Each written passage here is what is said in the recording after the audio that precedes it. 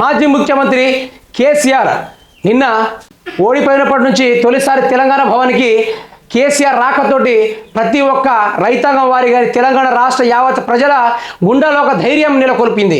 ఈ కాంగ్రెస్ పెట్టే అపోహాలు, ఈ కాంగ్రెస్ పెట్టే 420 గ్యారంటీలు ప్రజలను భయభ్రాంతులకు గురి చేసినప్పటికీ కొంత ధైర్యాన్ని తీసుకొచ్చాడు రాకతోటి అన్నట్టుగా ప్రజలు సంబరాలు జరుపుకున్నాడు. మరి ఆ విషయాన్ని చూసుకుంటే తెలంగాణ హక్కుల కోసం ఎంతవరకైనా పోరాడతాం. కృష్ణా జలాలపై నేతలకు దిశానిర్దేశం.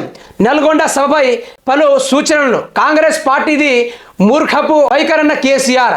ఎన్నికల తర్వాత తొలిసారి తెలంగాణ భవన్కు కేసీఆర్ ఘనంగా స్వాగతం పలికిన బీఆర్ఎస్ శ్రేణులు. నల్గొండ మీటింగ్ పెట్టడానికి పోతే రేవంత్ రెడ్డికి పోలీస్ సిబ్బందులు ఏర్పాటు చేసి కేసీఆర్ని అక్కడ సభ పెట్టకుండా ప్లాన్లు అయితే చేస్తున్నాడు.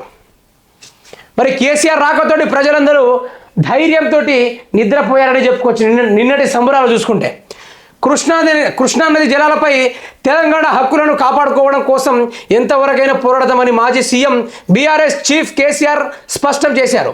భారత రాష్ట్ర సమితి పోరాటం కొత్త కాదన్నారు. కాంగ్రెస్ ప్రభుత్వం మూర్ఖపు వైఖరిని తిప్పికొట్టి కృష్ణా జలాలపై ప్రాజెక్టులపై తెలంగాణకు రావాల్సిన వాటాను హక్కులను 100% కాపాడుకోవాలని పిలుపునిచ్చారు.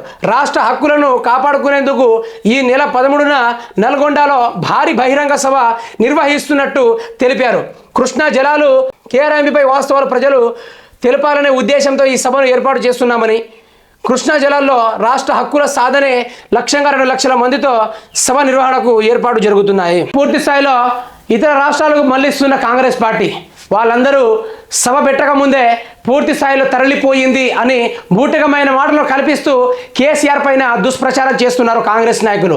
మరి ఆ కేఆర్ఎంబీ పైన ప్రతి ఒక్కరికి ఆహ్వానం కలిగించడానికి ఎటువంటి రాష్ట్ర పొత్తులు ఉన్నాయని దాని గురించి కేసీఆర్ అయితే నల్గొండలో బహిరంగ సభ పెట్టడానికి అయితే రెడీగా పన్నాగం పన్నుకున్నాడు.